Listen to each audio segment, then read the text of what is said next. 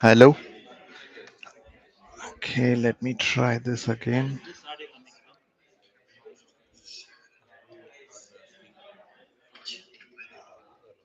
Retry the stream.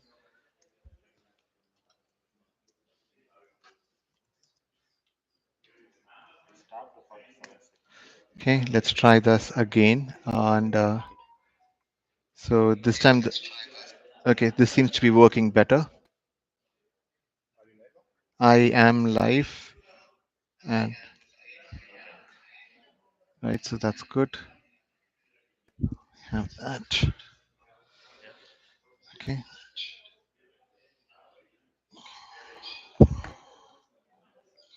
here. Okay,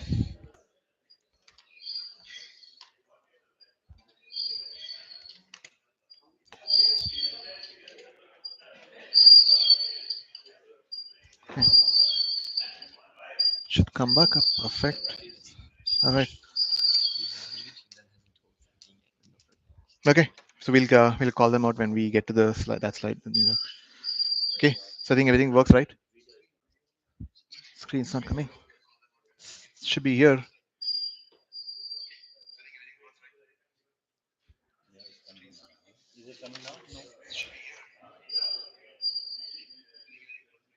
There. Yeah, it is sharing.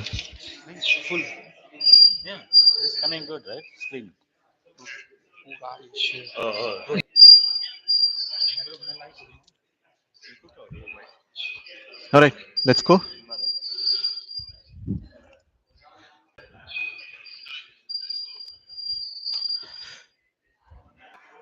All right, guys, can get started. Huh? From their phones, I think most. But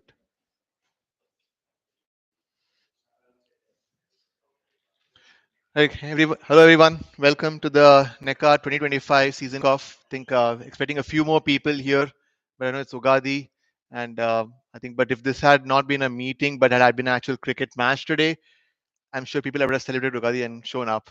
So but anyways, it's good to see everyone, those who are here, and hope people have joined online for those who are joining the stream. So we have most of the board here. So what we'll do is we'll just take turns in going through all the slides. Any point, any of you have questions, bring it up. We'll be happy to chat. Try to see if we can wrap up around about 4, but we have the room till 4:30. So can somebody just get the door, just close it so we're not being too loud out there. So okay, so we have a pretty packed agenda. Overall, the same flow as we do for most seasons, which is just we'll go over the wrap up for the previous seasons, review how much we spent roughly as a board. We'll welcome any of the new clubs and new teams that are joining NECA this year, uh, and then talk a bit more about the tournament format, balls that we're getting, dates for the season, and doing a get into the retrospective rule changes, which is always a lot of passionate discussion that happens over there, and then wrap up over there. So, so just to recap the last season, right? So, Hopkinton Lions were champions in Division A, where they defeated the Daredevils in a pretty exciting match. We had live stream of the match with live commentary as well for those who are watching and those who want to still watch it. It's up on YouTube, so go check it out. I guess I'm sure Akash has seen it a few times by now. Then Division B, Shaheen B trumped over E-Clinical Works A, and Shaheen B really good work in making it that far and getting up and winning Division B. Gujarat Gladiators, who had moved up from Division D to C, uh, got one over All Stars. So Mohan, tough luck, but still a finalist nonetheless. Division D, Mass Avengers won over Hopkinton Tigers in a really good game as well. So some really good finals last year. And then Bulls in their first season in Division E beat Dhruval's Mighty Eagles. So, but again, welcome to Division D, I guess, Dhruval. So pretty good season in that sense. So and some really nice names on the finalists over there. So I think it's a really good season in that sense. A lot of competition. Um, for those who are unaware, we did give out the trophies and the players runners up and the champions medals at the at the end of the match. I see Chirag there also, so I'm sure he's still dreaming and about his final from there, from Gujarat Gladiators. So uh, overall, from an expense perspective, how last year went, Asmakam, the providers of the Cricket platform, the NECA platform, we paid them, I want to say 2,600, so usually $50 per team. Taxes and registration, NECA is a registered not-for-profit organization. We file taxes and we have to continue to keep our organization registered. So those are money that we pay through our CA to the state, among others. Uh, Trophies and medals, among our biggest expense for last year. We did do recognize all 50 plus and 4 wicket plus hauls as well, apart from the other awards that we do. And of course, we had the awards gala in February, where I think we handed out all these trophies. So had some food over there as well. So these were roughly the expenses that we took on for the season. So and with that, I'd like to just come to the new season. So, what are the any new clubs, new teams? I know we've had 4 clubs contact us. Rentham Cricket Club shows up over here as well. Yes, they are an existing club, but they are making some changes that we'll go over as well for anybody interested. But they are essentially rejoining as a new team down in Division D and swapping spaces with other teams. So that apart, if we have representatives of these 3 clubs, other 3 clubs over here, could you please stand up and introduce yourself? No. Okay. Yeah. Sorry, didn't get your name. Mrinal. Okay. From which? Huh? Wilmington. Okay. All right. Good. So Wilmington. Do you have a field, Mrinal? Which one? What is that field name? April Field. Okay. Okay. All right. Have you played against other NECA teams before? Okay. Okay. All right. All right. Thank you. Welcome. Okay, so with that, as we get into the 2025 season, I'll hand this over to Arjun, who will carry on from here for a bit. Thanks, Raghu bhai. New season, new team, new people in the evotes. My name is Arjun V. Sharma from Holston Panther. So we want to welcome to the again NECA 2025 season. So hope you are having a family of safe and healthy years. So for the division promotion wise, we have 3 teams for which are moving from Division B to Division A. Congratulations to them. Shine 11B, Clinical Works A, and Desi Boys. Do we have representation from these teams here? No, congratulations, guys. If you are on Zoom or online, you are watching us from online. And from Division C to Division B is from All Stars, Gujarat Gladiator, and Hoshala Super Kings. And from Division D to Division C, the Mass Avengers, Hopkins Tigers, and Mavericks are getting promotion. And from Division E to Division D, it's Bulls, Mighty Eagles, and New England Gladiators, New England Strikers. Sorry. And the teams which are relegating from upper division to the lower division, from Division A to Division B is NECC Royals, Holliston Panthers, and ECC Hoikers. And from Division B to Division C, it's gonna be Boston Rangers, United Cricket Club, and Westboro Cricket Club. Division C to Division D, it's gonna be Sharon CC Titans, Mathworks Pirates, and Boston Chargers. Division D to Division E is going to be Ashland Arrows, Worcester Speed Star, and Dominators. And it's that going to the lower division. It's not about the competition, but we are sure. I'm sure that you're gonna be tough to again, come back again to the upper divisions. That's gonna be another opportunity. And now we're going to discuss about the tournament format. It's going to be continuous same as so we have so far, and according to NECA 2024, we had a 56 teams. So and in 5 division, in Division E we have 8 teams. So for the scheduling and grouping, we gonna have 12 teams in per division. So we going to have like 11 games for each team. And except for the last division, based on the number of team, how many team we're gonna register, because last year it was 8 team. So now we have 4 more. So we are most likely we're gonna have 11 games for each team, but let's see how many new registration we'll get in the Division E. So based on that, we will decide how many games. But that gonna be maximum 11 games. We will try to as much as games we can provide to Division E. and the each games, it's mentioned 11 games, and each team playing gonna play like a 5 to 6 home games based on the availability and ground availability, and rest of the remaining game will be away games. And top six team will advance to the respective division playoff, like 1 to 6 based on the ranking, and if the points are same, it will go to the NRR. And except the last division, then again, because we don't know how many good team gonna be continue in the division E. And for the playoffs, again, 1 and 2 will go to the semifinal, and two, three, four, five, six gonna play like a half semi quarterfinal, and then they will move to the semifinal and then the finals.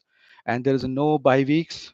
We were planning to schedule like there's no bye weeks games during the round robin and playoffs, so that team will get have enough chance to recover from the tiredness of the game. Yeah.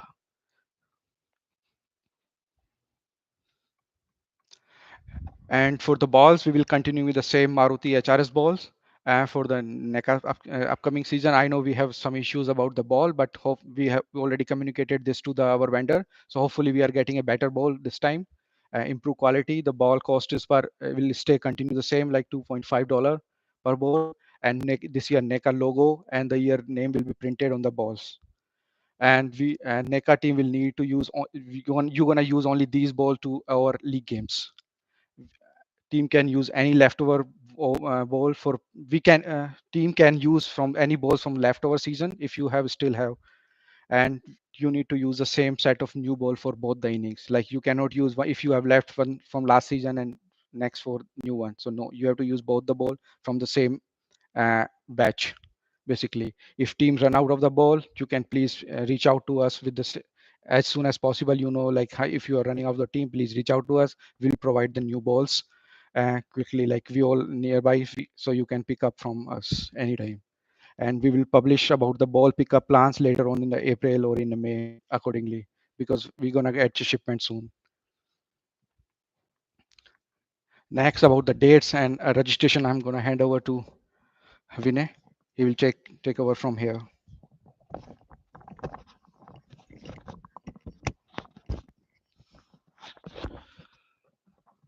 Are you guys able to hear me? Okay. Uh, Louder? Okay. On the call, whoever is listening, I think this is Vinay. So I'll go over the NECA 2025 dates. So the registration is live, guys, from today, and it's till April 13th, closes on Sunday. So please start filling your registrations. Home fill information is also due by Sunday, April 20th. Please fill in the Google Sheet.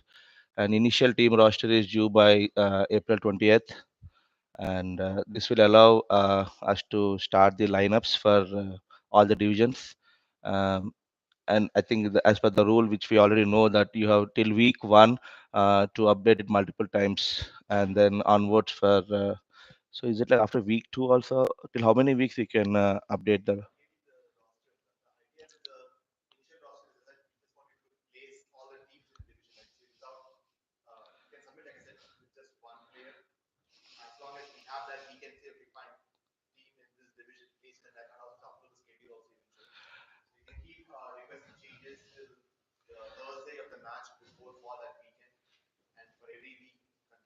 So I'm not sure about one point, but I just tried to recollect now. So last time they were like, you can still move to a different team even if you played 1 or 2 games, right? So do we need to call out that now again?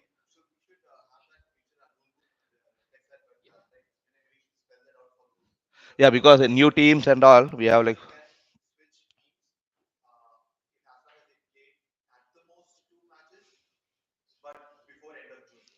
correct. So on the call, so whoever has played like 2 games for a team, and if there's anything to switch over to a different team, you have time till June end. And before, and I think that's one of the rule which was not here, but it will be on the rule book. If anyone have any questions on the new teams, especially, please go to the rule books, and you can also post your questions in our forums. We can get back to you or in the email. And next thing is like schedule draft will be published by Sunday, May 18th, and final schedule will be published before the Memorial Weekend, so that the round robin starts from May 31st to Sunday, June 1st, and ends August 16th and 17th that weekend. Wildcard matches played for Saturday and Sunday, That's our regular round robin games, right? Yeah. And then the semi-final matches over the September 6th and September 7th long weekend. Sorry, after the long weekend, and division finals over Saturday 13th of September and 14th the weekend. So as usual, like no games over the long weekends. And then if there are any washout games and if both the teams are okay to schedule, you guys have opportunity to schedule over the long weekends or any holidays. And please let us know before that so that board will know when is the game. Yeah. Any questions?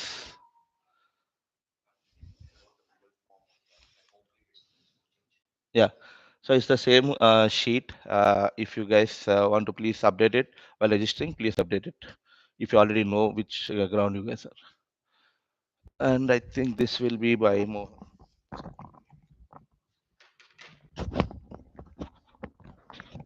Hello everyone, this is Mohan. Thank you, Vinay. So the for the payment this year we changed.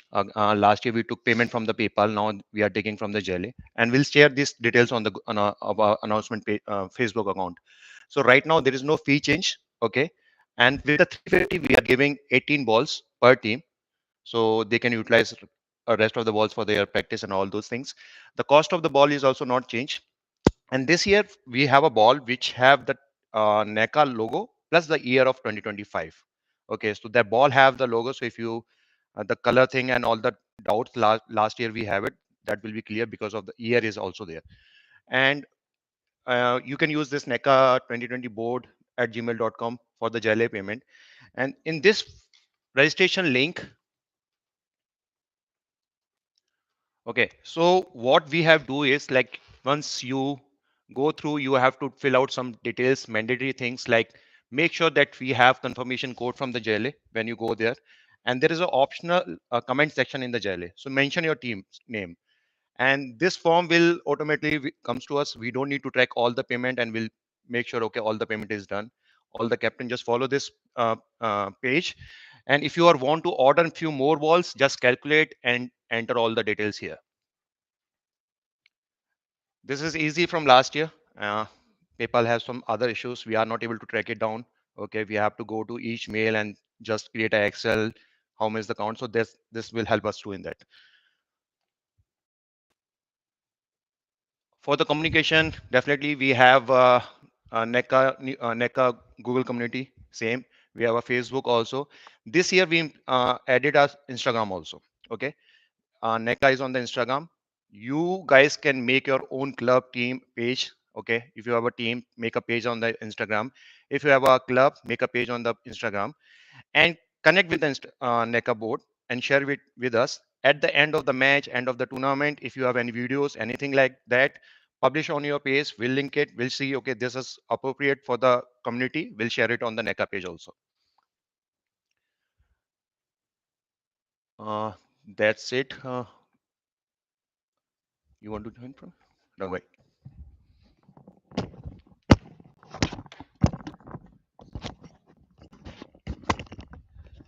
So thanks, Mohan. So I just want to go over a couple of slides more that are 2024 season specific. So one is that, and mostly in the retrospective and some some other feedback that we got. So first one is about on-field conduct. I think we had a pretty decent year, but we had a couple of incidents where we had the board at the time had to jump in.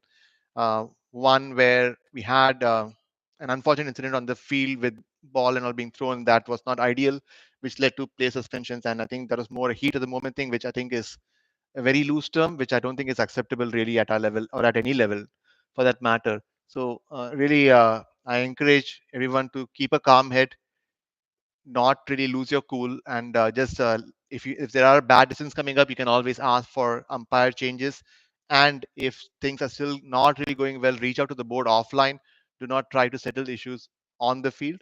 But at the same time, as a captain, if you see that some players are not having a great day in umpiring, have them come over, and that's fine. It's just that everybody, even the best of umpires, have some really bad days that we then go on YouTube and make real bad fun of them, because it's just what happens. So just make sure that when we are playing, that focus is really on having a good game and getting out without any incidents, nothing going untoward.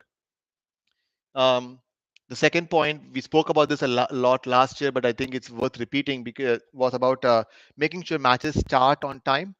And why is this very important? Is because many of us here either have family commitments right after the game, travel along to come and play a game, or even some of you have MSCL or other league commitments right after, where you have to again travel to another different field.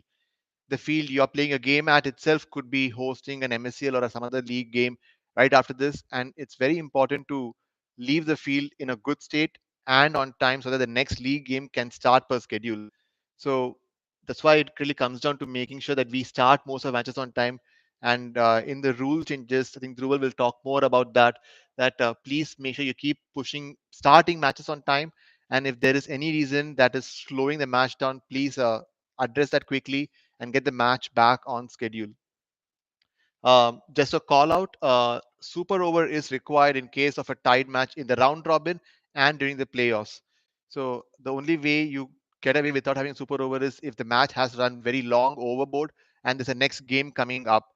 If the field permit is not an issue, and at that point, just because some players have to leave, it doesn't stop you from having a super over. You might have to play with 9, 10, not with your full 11 for that super over. So that's also why it's important to start matches on time and really go through them quickly.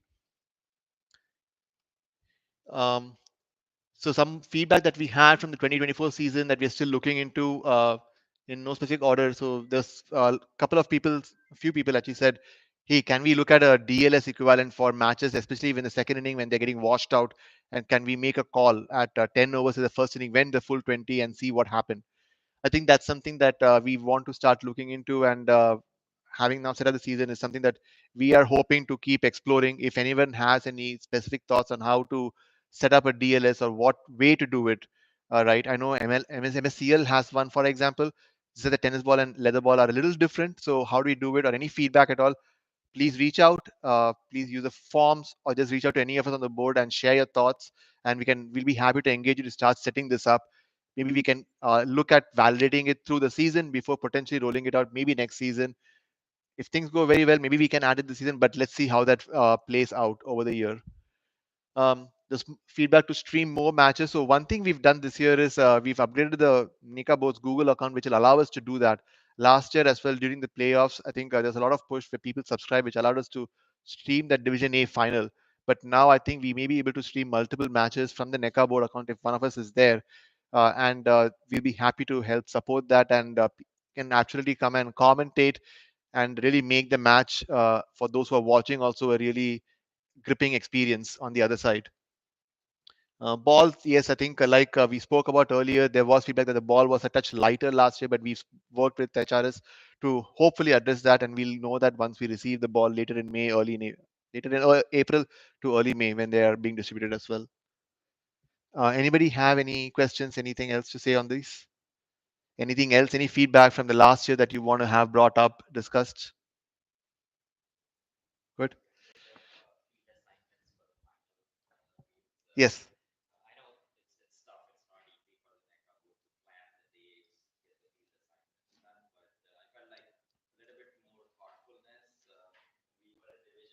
Yep. Yep.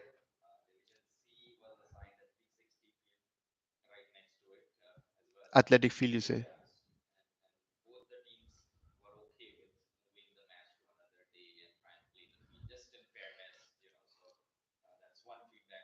Sure.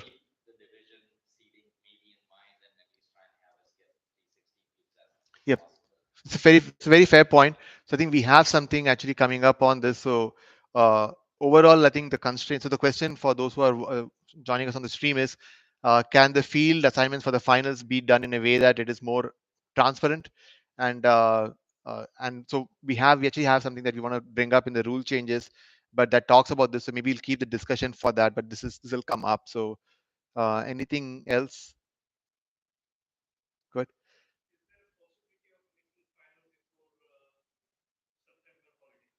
We'll have to start the league 2 weeks, the first weekend of May, and unless we have 28,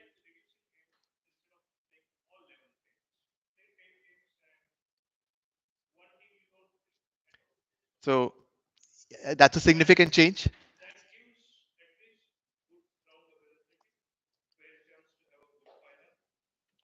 So we have a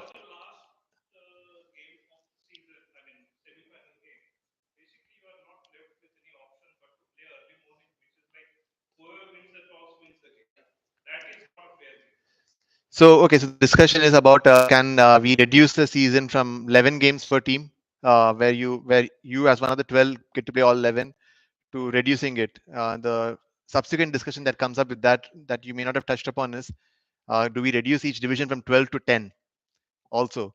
So it's a very significant change, and but it's something that maybe we can discuss as a separate meeting, but that's not on the agenda for this year. That's all I'll say. Yeah.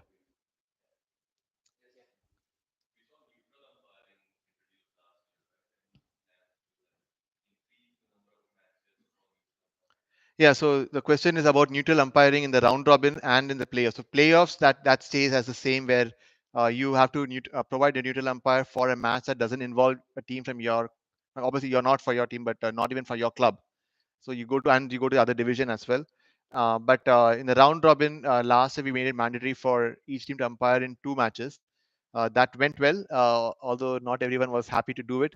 But I think we are for this year we did discuss about should we increase it to three, but we said for another year we want to stay at parity and maintain the two, and maybe then expand that to three or more in years to come. But we're not making that jump just yet. Back there.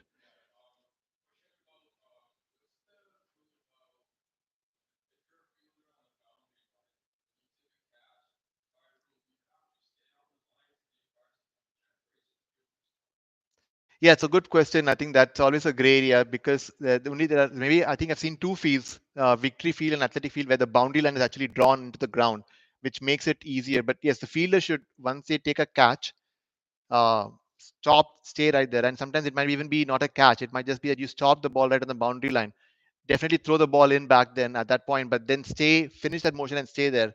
From there, umpires do come and have a look, and it is always a great idea because at the end of the day, the umpire sometimes ends up being from the batting team, and what is fair, what is not clear, and this could happen even with neutral umpires in place, and it's not going to be easy. Again, do your best as a fielder to explain where you stopped the ball. Let them make a call, even if you don't agree. Walk away from it.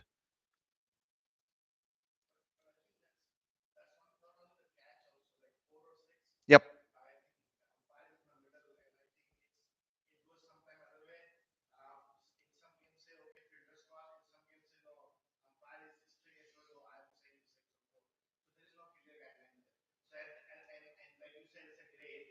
Yep.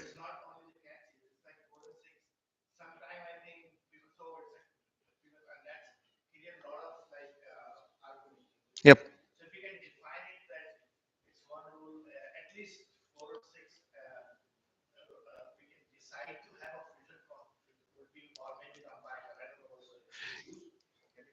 Yeah. So good, Mohan.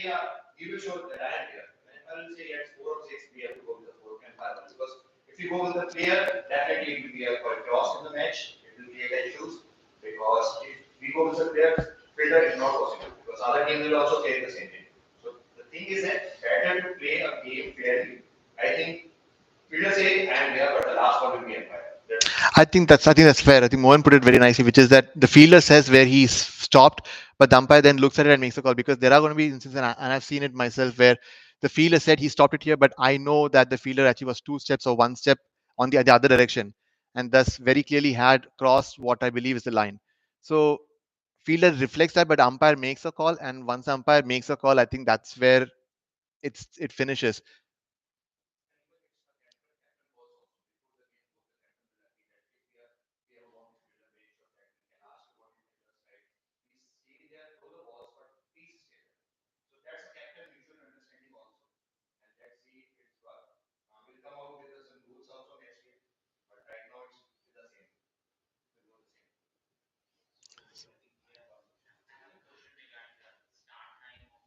Yep. Yep.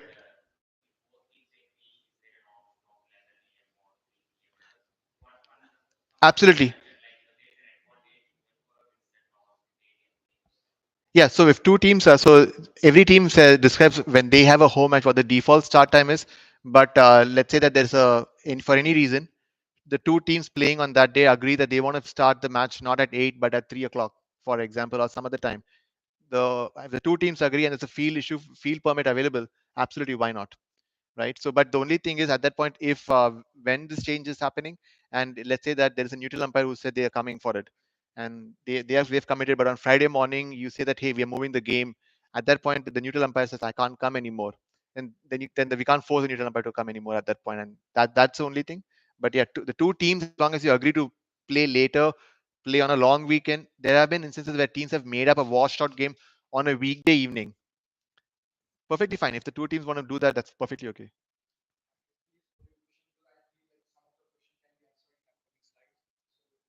Yeah, let's do that. Yep. So, Dhruval, yeah,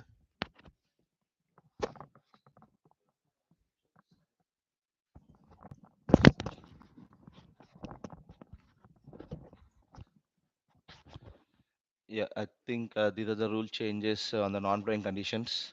So, or okay. Sure, sure, yeah. Is it fine now? Okay. So the matches sure that starts more than 5 minutes past schedule will cost the home team penalty points.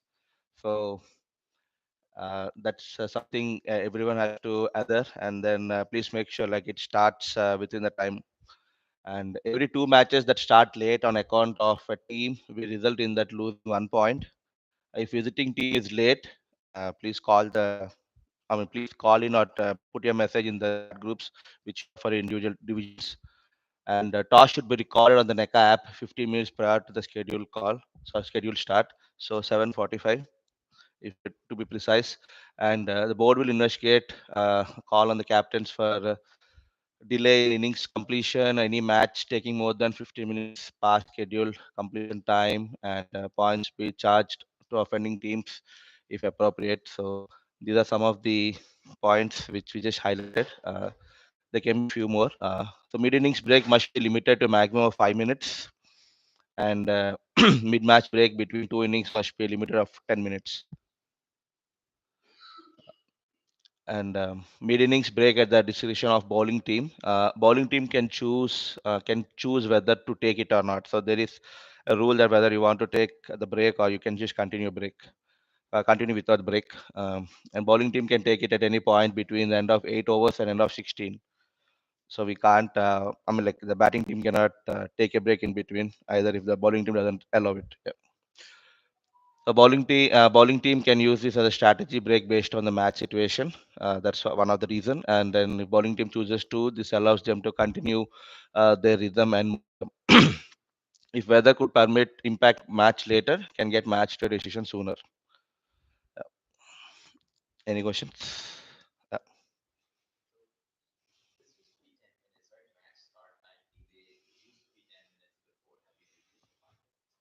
yeah, that's a change. Yeah.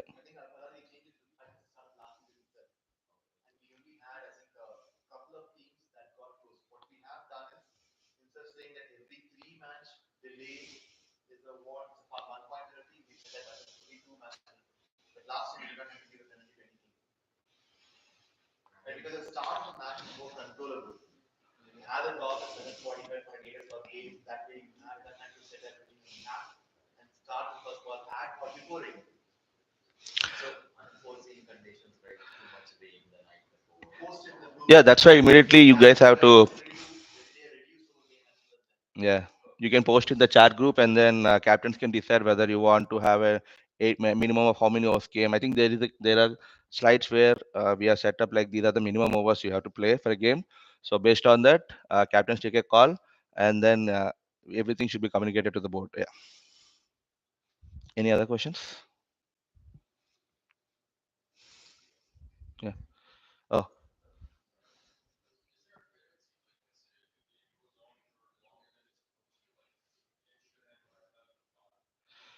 So you're saying the completion time? Okay.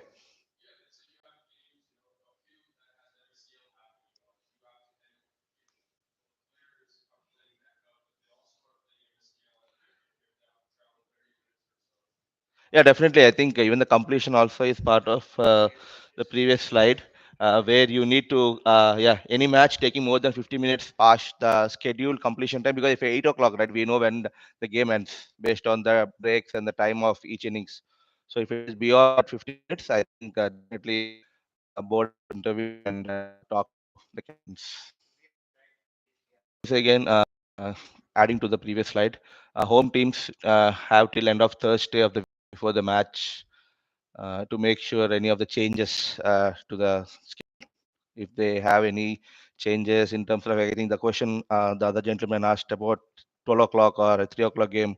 So if there is something like that, I think deadline is to be by end of Thursday. And I think the neutral umpiring also should be discussed at the same time. If you guys are opting for a neutral umpire or it will be taking care between the two teams. Forfeit during round robin will result in a 2 point penalty. So please make a note of this point. And forfeit during playoff result in relegation by one division. Repeated forfeits of matches can disqualify a team from NECA. And promotions and relegations, it's same thing. Like bottom three teams from any division are relegated, and divisional finalists and the highest ranked teams are promoted, which is the same. Penalty for not sending umpire during playoff changing as follows. So there are kind of issues like if team will start the season in the division they belong. Can someone please elaborate? Huh? You want to elaborate? So this last point, the fourth point on this slide about the penalty for not sending umpire during playoff, right? So the previous rule was that what we've done previously has been a bit more mixed. It's usually something that a team that's usually about to disband because they don't have playing 11 for some matches and they don't send an umpire and they never come back to NECA. Some of those players join other clubs and they move on. Last year, this changed, and but we still did a suspension for the captain for the entire season, and that team was demoted by one division as well because they didn't send an umpire for a playoff match. We are as so among the other things that we do penalties for, which we actually don't want to do anything for, but just to require all of us to maintain some standards, is we said that not sending an umpire for a playoff match is something that's a big mistake, but it is not something big enough that we want to suspend a captain for an entire season, and we don't want to demote the team either. So what we're changing the rule to say is when this happens, the team wherever they finish in the standings, they will enjoy that placement. So if they got promoted, they will keep the promotion. If they got relegated anyways because they were bottom three, they'll that will also happen. But what will also happen is that the team in the subsequent season, because they didn't send an umpire, will start with the 4 point penalty. Now that's a big pinch. The captain will be suspended for 4 games, also a big pinch, and they have to send neutral umpires not for two but for 4 matches. So there's enough pinch over here that this is something that you don't want to do. But if somebody does it, then these are the three things where you start with the 4 point penalty, you start with your captain suspended for 4 games, and you have to send neutral umpires for 4 matches. So it's a big enough penalty that we don't want anybody to do it. But even if you somebody ends up doing it, they can still play cricket in the subsequent season and be part of the cricket festivities. The new captain is going to be suspended. So yeah, if the old captain leaves the league, moves out of state, for example, fair point. What happens then? The captain for the season is suspended for 4 games, right? So just like as an example, in IPL, the because of what happened last with Mumbai Indians, they was their captain this year suspended for the first game. It so happened this captain stay the same. No, it will be the new season's captain. Yes, because the last season's captain might move out of state and say, "I'm not playing cricket anymore."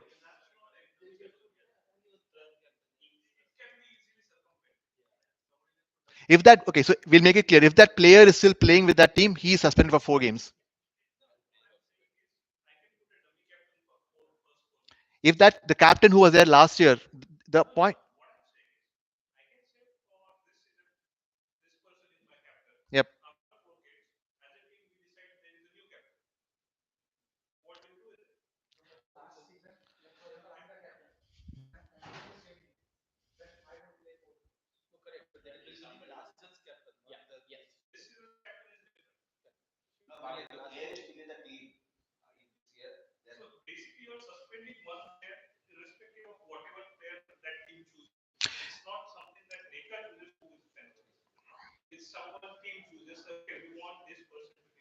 So the teams can definitely try to circumvent things, right? So that's fine. I think there's an example where, if I'm not mistaken, 10 years ago,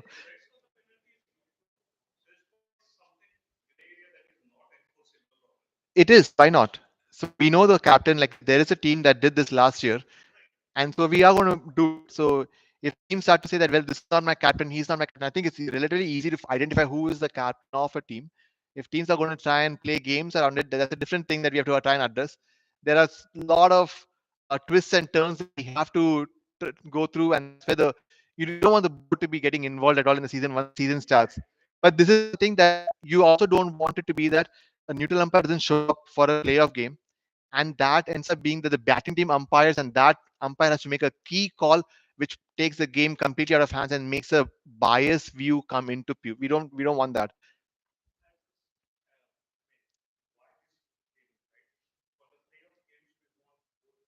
Yes.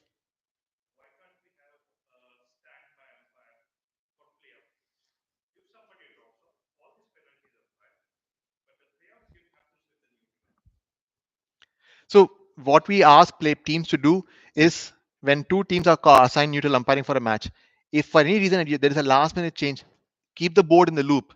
This is when the board is not in the loop and the player they say that, yeah, I'm going to show up, and they don't, or they never really bother to circle back.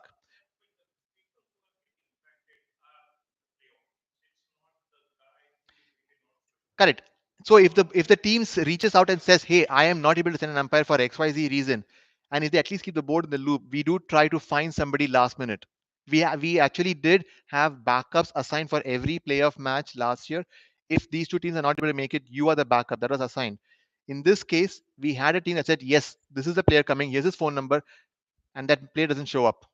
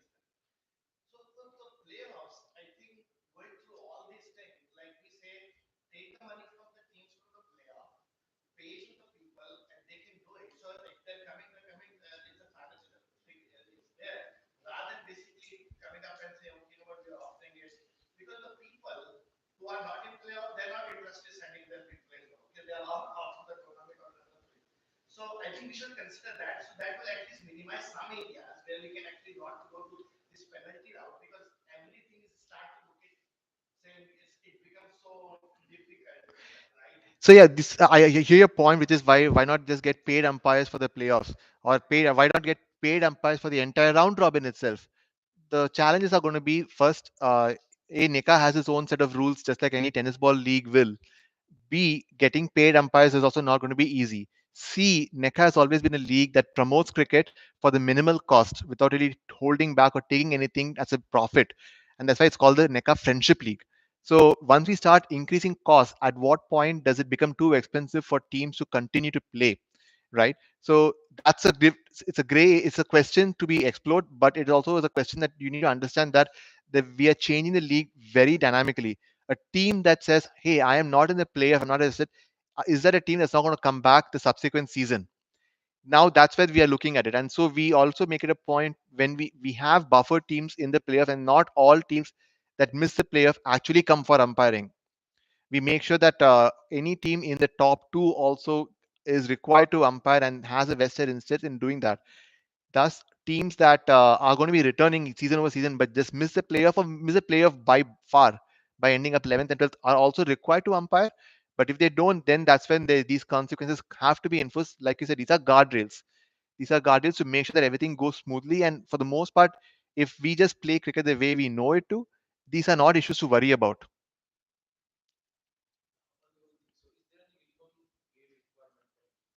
We'll come to that. Hold the question. So any question discussion on this, Pancho? Go ahead.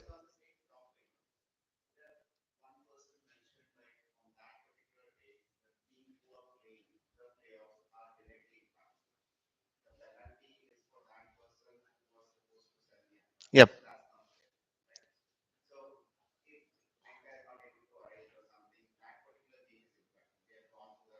Hmm.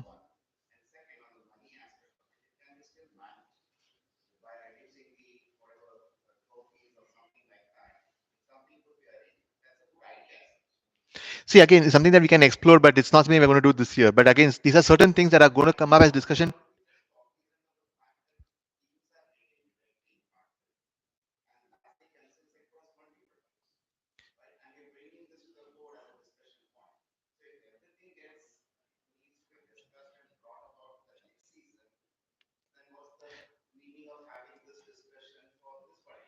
Sorry, I didn't mean to push you off. What I meant to say is that on this point, this is what we're doing. For there are going to be discussions that are going to come up that we can take up potentially even at the end of this meeting and see how it goes with regards to the impact. Right? So last year we had one umpire, one instance of this occurring, and season ago also we had one instance of this occurring. We usually don't have this come up, this coming up, but in that match also, we had one neutral umpire, and I think the match went off pretty well. Yes, we don't want to have that take a chance. We don't want it to come down to chance where one neutral umpire didn't come up. So now the batting team is umpiring, and that leads to controversy. But uh, this discussion about saying, okay, let's go for paid umpires.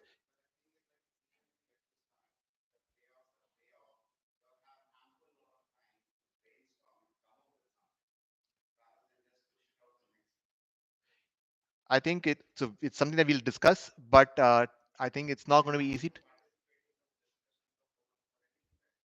So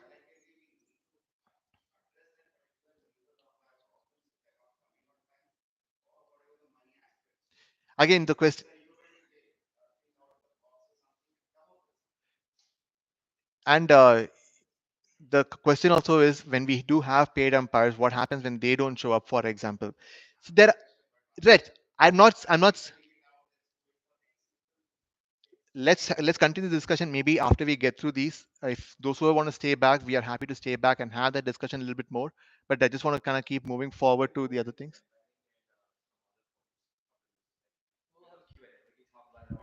Yeah.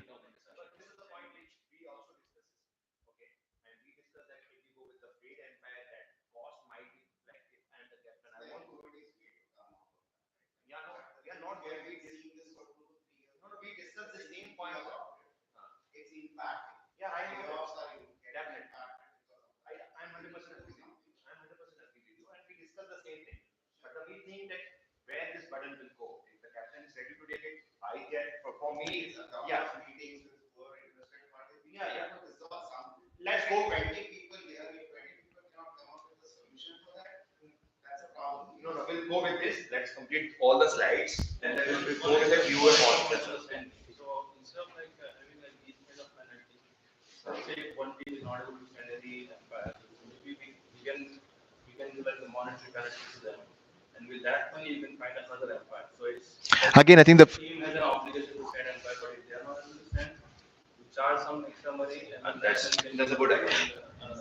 so I think so the his point was I think that's fair enough to explore. His point is more about on that day when a neutral umpire doesn't show up immediately for that match, can we do something?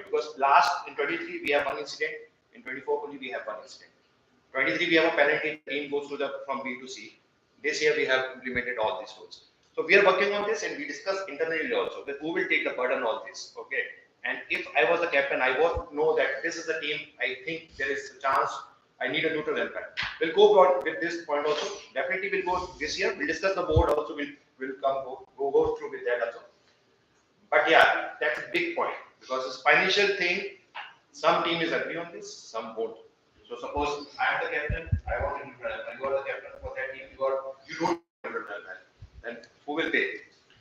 That's the thing. This is Students. Hmm?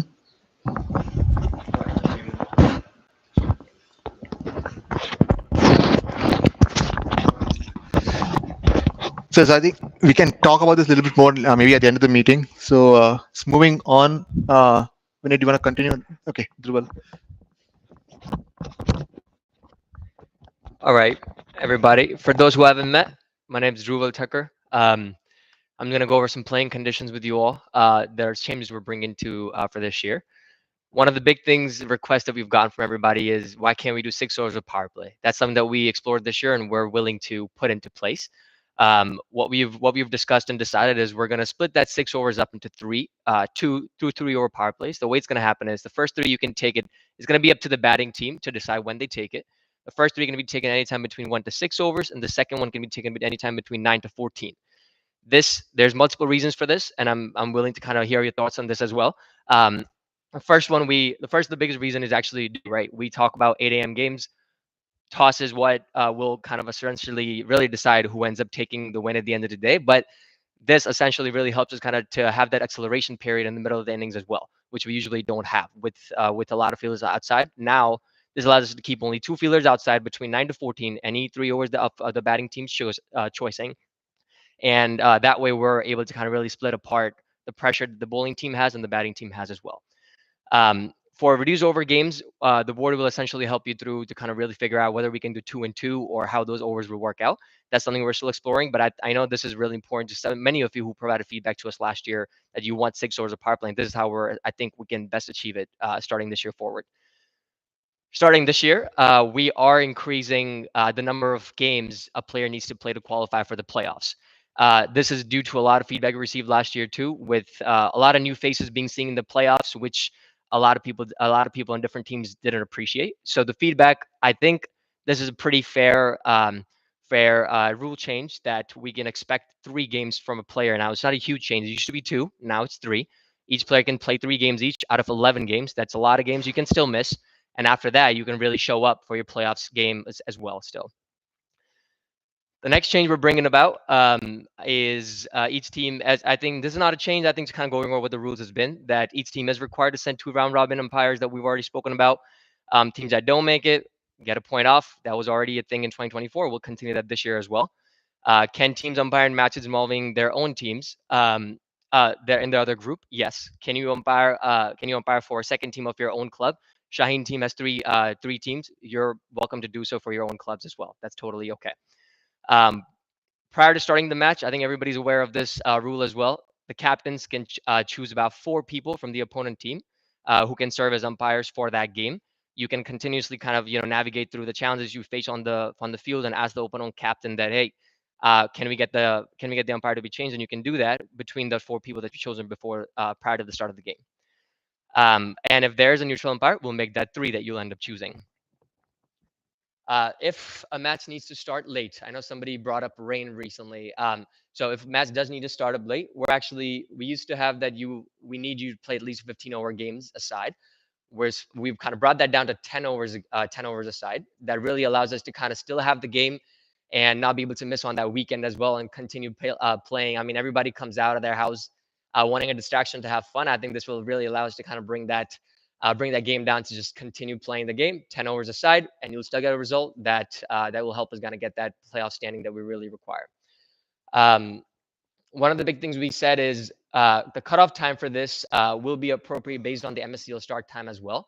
We'll have to discuss what time until you're waiting, whether that's 8:45, 9 a.m., and based on how many overs are left and how many actually we can get to before the MSCL has to start. Speaking of my own field, I know a lot of the MSCL teams require us to get off the field until before, I believe, 11:15. I'm sure many of you also have the same thing. So I do think that that's something to keep in mind as we kind of really try to navigate through this. How many overs can we do, and how many we can do? Any questions about this before I move forward to the next slide? Yeah.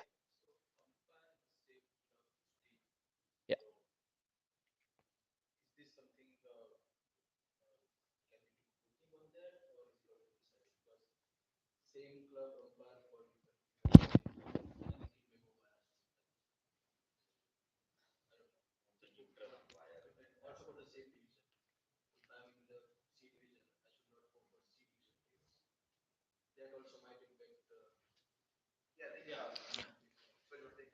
Yeah, please go ahead. So yes, this is the point that comes up as from our last one, right? I think based on the feedback that we noted from all the umpiring, from all the matches that we the scorecards and post-match talk, we've not had any bias come up. We've seen that it helps to have a consistent umpire at least at one end, whether that's somebody else from the club of the team already playing. I think the focus here is how do we make sure the umpiring is consistent throughout the game, right? So be it calling of white, calling of no ball, etc. Having a consistent umpire helps make that consistency for the most part throughout the game. The other side of this is there are teams that may be very difficult for them to travel a long distance to find another match outside of their division, outside of their club, to then go and umpire. So there are teams where that becomes very difficult. So until we start seeing this, that yes, there is bias that is coming out, but it's not good enough. Walk back. For the location wise, so alternate say topic, right? So there will be games for A division, B, C, D, right? So they can go and compare in any of the division. That's fine. And I think sometimes it may make sense for you as a Division C team to go and umpire the Division C match because now that match gets into and you get to in turn get something value back because you're like, hey, I want to play that team. I want to get some insight of that team also. And that's not a bad place to be and not a bad team to play. Playing teams can get a veto. If somebody is not comfortable, player of the same club doing umpiring. So that's what I'm trying to say. Should we do voting on that, or we should just want to? Yeah, we can put a player. If both teams agree, okay. If they don't agree, one of the captain objects. Yeah, but this way. Yeah, but the only problem is that I think two things. One, I think the other team will not feel comfortable, regardless of it. Yeah. Because it's just a human. Okay, I think I'm fine. I think like example shine. So we this rule supports us because of the thing. So don't take it. The only thing is that it's always working in the back of mind of the other team saying, okay, I don't know, he's in the sector. So I'm giving that. Second thing is if we make a rule, let's make a rule for everyone. Please do not make the rule saying, okay, for this game they were not comfortable, that's why we are over. So I'm going with that. So either you say, this rule is not there for everyone. Otherwise, don't say, this club, oh, for this club I will accept and this club I will not accept. Please don't do that. But that's my question. By end of the day, set vote strong. But that's it. I think, and I just want to say, I mean, don't want to say negative thing. The first rule, which you get 3 overs one, so really, very good one to add it this year. So want to send the thinking to the board also what they've done, doing the good also because of the due factor and all that. So that actually is a very good rule to put in. And three players also was a very good initiative. So at least for this club one, you guys need to take a look at that, but it's just like a call. Yeah, I think I hear the concern, but I'd like to go one more year because I think, like I said, if you not add issues, you're going to have a five even different by the same bad calls. And I think we all start from a place where it's human to make mistakes and it's fine as long as that umpire is consistent throughout the game is what we want. So you're going to have most of the matches are the batting team is umpiring with 3, 4, 5 umpires throughout 20 over the game, plus another 5, 3, 4 over during the other game. If you're having a consistent umpire, we should take that as a win, and if we start noticing issues, we can start tackling it then. Hi, somebody. Yeah, go ahead. A couple of points. Yeah. So you mentioned the captain can identify 3, 4 players from opposite team who can do the umpiring. Did I get that right? Yes, you did. Yeah. Okay. What's the background of that? Yeah, I think the biggest thing there is firstly, we just want to cut off the idea of no matter what, sure, it's somebody umpiring from the batting team, so there's bias, no matter what, right? But I think the captain getting the power to be able to decide who's going to be that changes a little bit of power dynamic a little bit as well, and it allows you to be able to feel comfortable with who you're choosing as well. I think that's the biggest idea behind it. Yeah. Yeah. Yeah.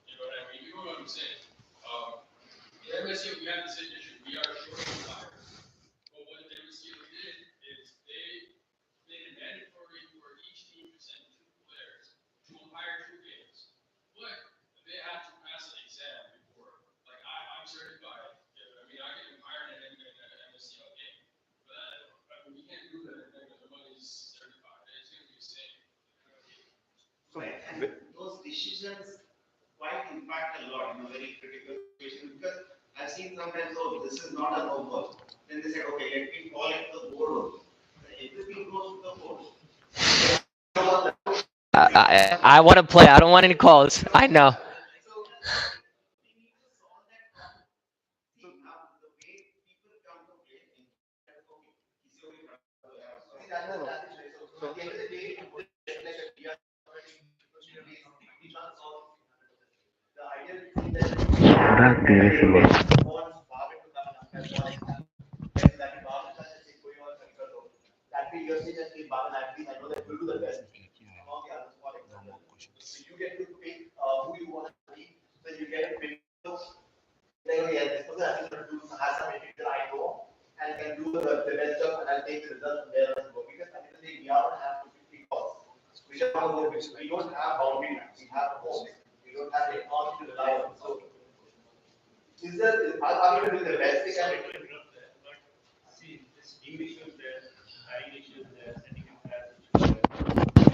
Arjun भाई चार बज नहीं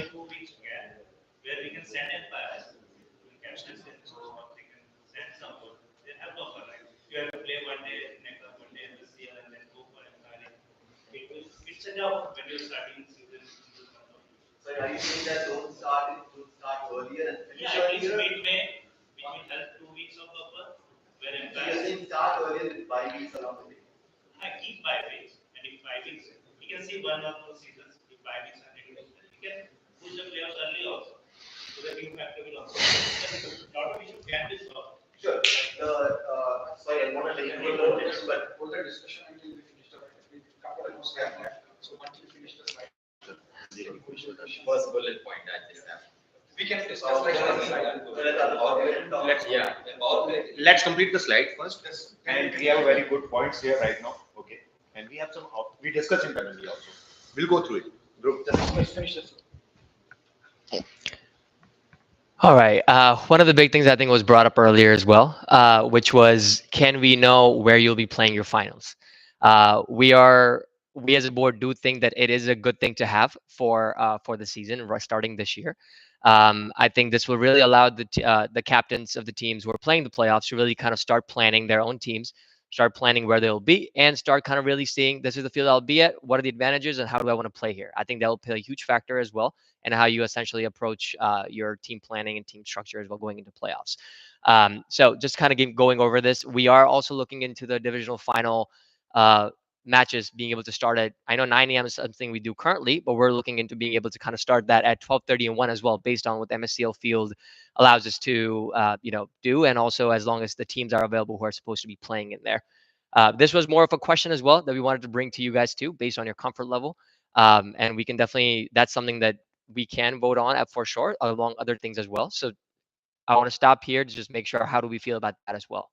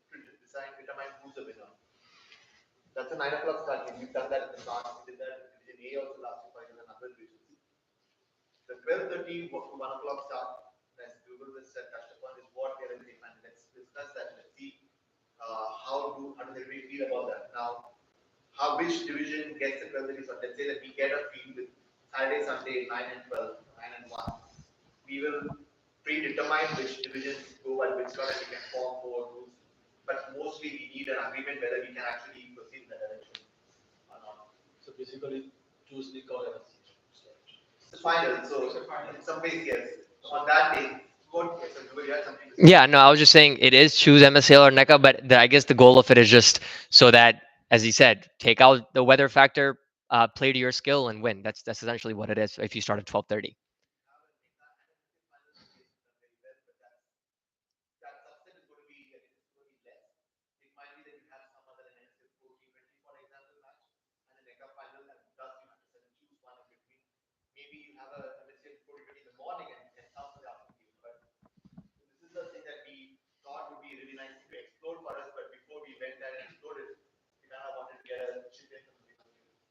Yep.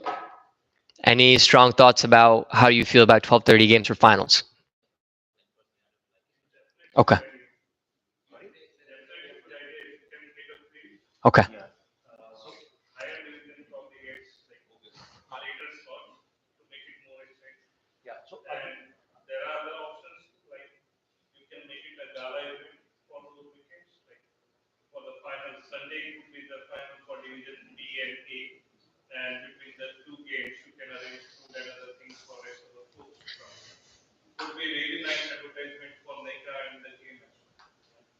Thanks for that process. Yeah.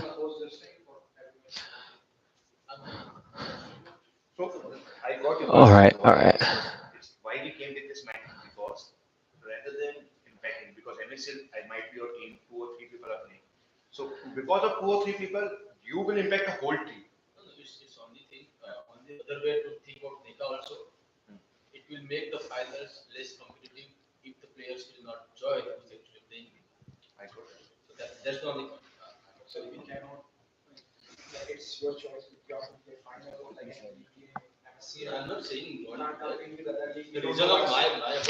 Of course.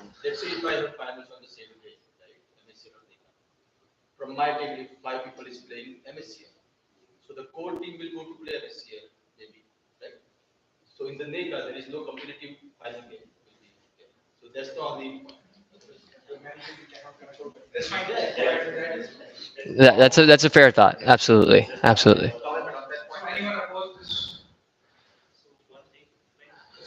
They,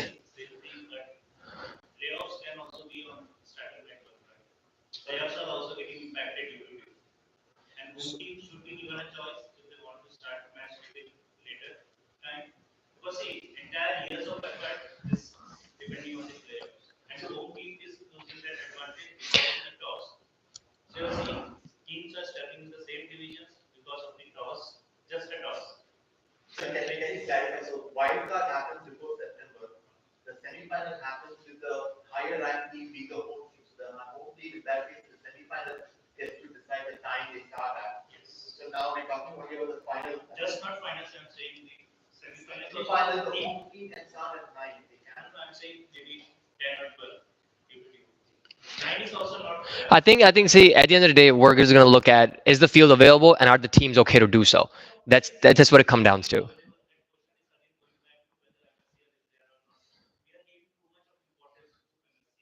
Sure.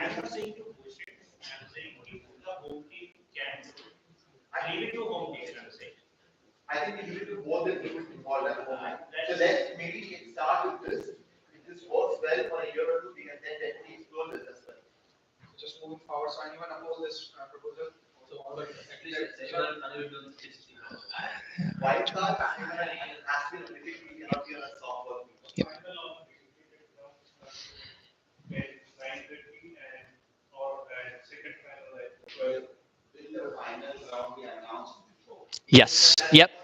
Yes. I'm sorry. During the round robin stage, we'll announce it. Most likely, probably I'd say mid-season, we should be able to. Yep.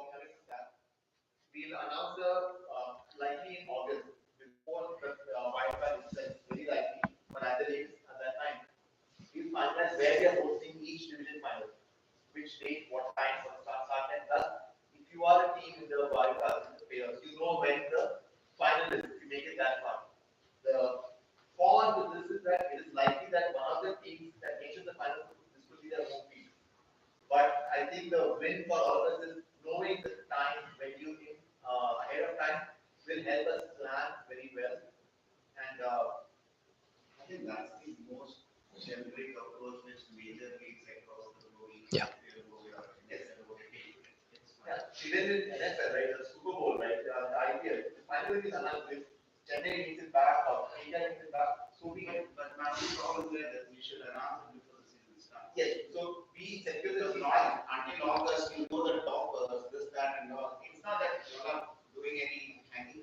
Sure.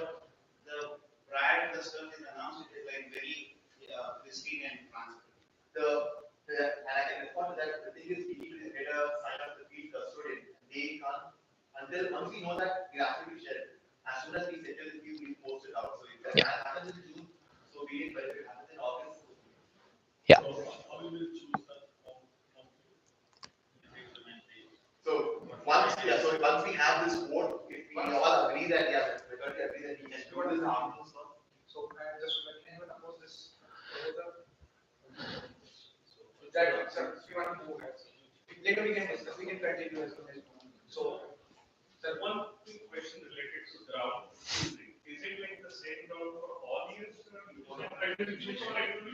Yep.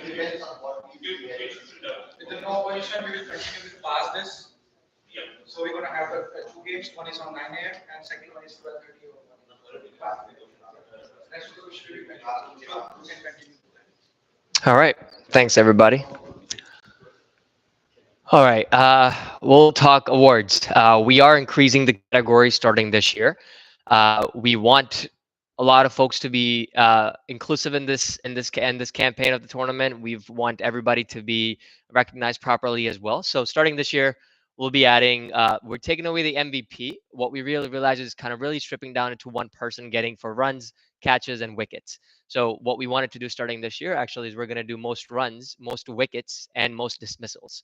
This way, you're incorporating the wicket keepers who get a lot of catches. You're incorporating the bowlers who take 20 plus wickets in round robin, and you're incorporating those who score 200 plus runs in round robin as well. We will consider round robins for these trophies, and we will for the playoffs. We'll have player of the tournament, player of the match. Sorry about that. Anything I'm missing for these awards? Anybody wants to add? All right. Yeah. Sorry, we should have been more specific. The dismissals part of it is kind of guided towards a fielder perspective that you're taking the most catches, run outs, stumpings. That's what you're focused on. That's what we meant by dismissals. Yep. All right, moving on. All right, we'll get to the last slide of the yeah player of the match. Sorry about that. Yeah, for playoffs. Yes.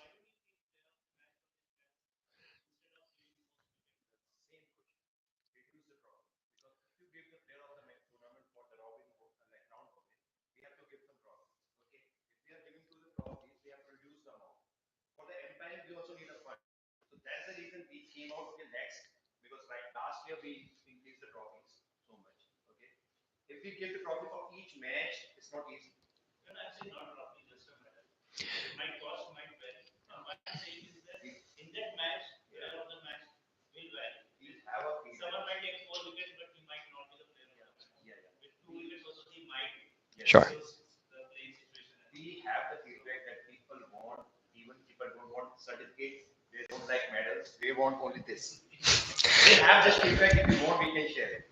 Yeah. Yeah.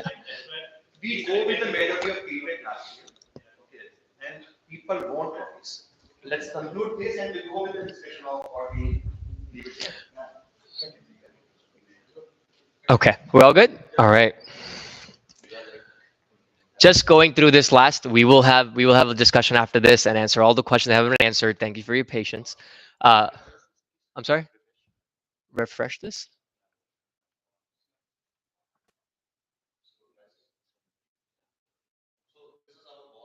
Oh, thanks. Okay.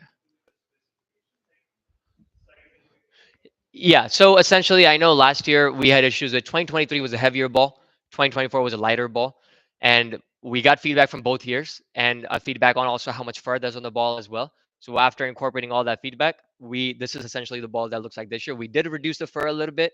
We wrote 2025 on the front, so people don't get confused between blue and purple. I'm colorblind myself. I was getting confused, so that won't happen no more for anybody else, right? So just to conclude this out, as I mentioned earlier, we all come out here to play for fun. We all use this as a distraction. We all want to have the best time we can and win as many games as possible. But while we do that, let's conduct ourselves. Let's stay calm. Captains, it's your responsibility to make sure your team is intact. You should be the one only talking on the field with the umpires, nobody else. And that's where those issues with suspensions and penalties will come into place if we have arguments. And we don't want that. We don't want to go home thinking we're mad and then bring that to our household. We don't want that. Nobody does.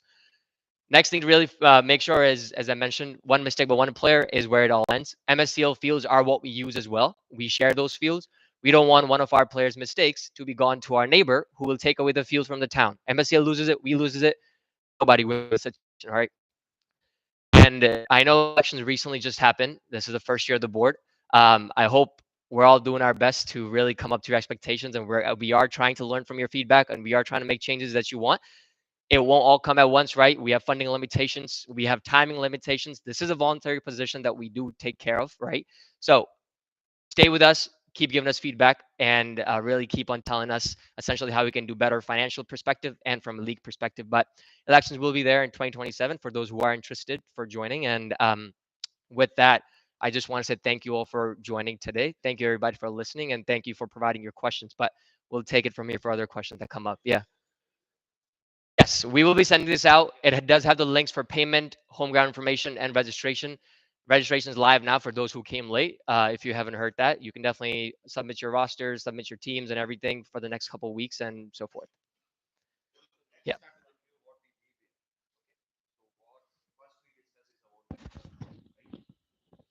It'll go back.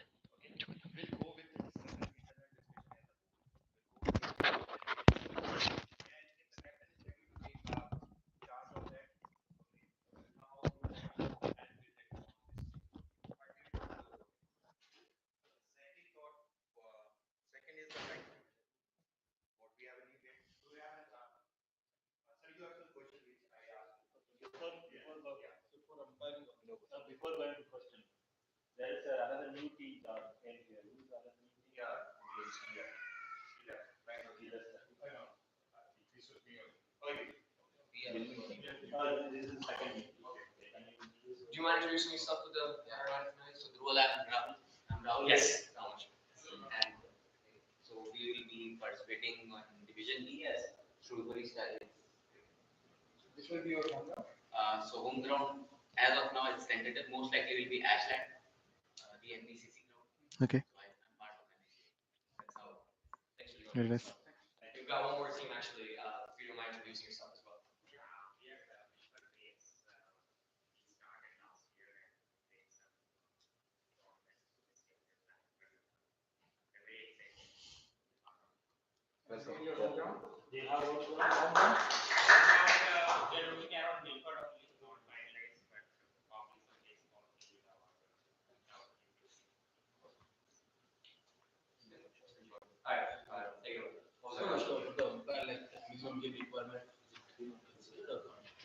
choose what were the Same agreed like last year.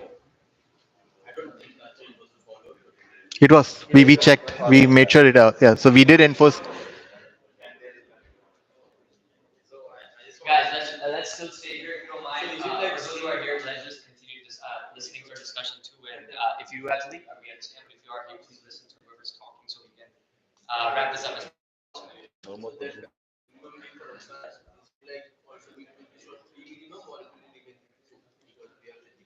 So every team must have neutral umpire for two matches in the round robin. Minimum game for the playoff qualification is going up from two to three. So any player, sorry, no umpiring, and so if you for anybody who wants to play in the playoff for their team, they must have played in three matches in the round robin. But to umpire in the playoff is it's a different thing. That's not round robin. That's two.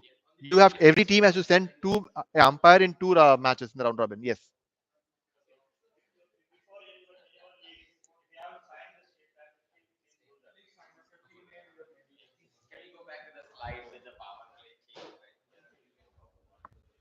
Yep. So we have a question on the power play. Yes, go ahead.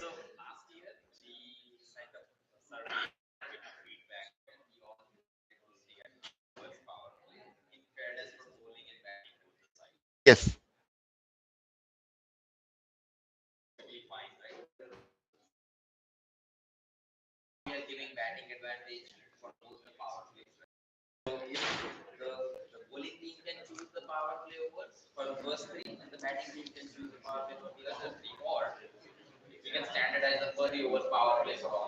Right. Sure. Right. So, right. So, anytime a team wants to take a power play, they can't do it after the bowlers at the start of the lineup. So, they want to take a power play. They chance it before. The reason we wanted to do it this way is because with dew being an issue for some matches in the mornings, you don't want if you are batting first, you really don't want the first three overs to be power play when you're not. It's not going to make a difference. So that's why the 4 to 6 will help at least a little bit instead of the first three. Yes.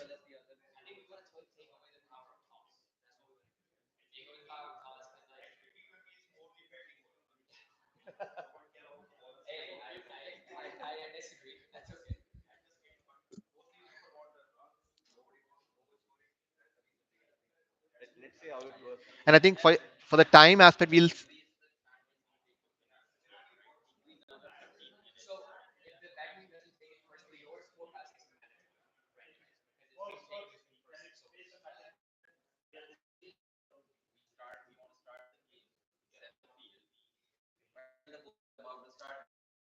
if it's end of the first over and your bowler for number two is other lineup has a then at that point you can say, oh sorry, I want to take power play right now.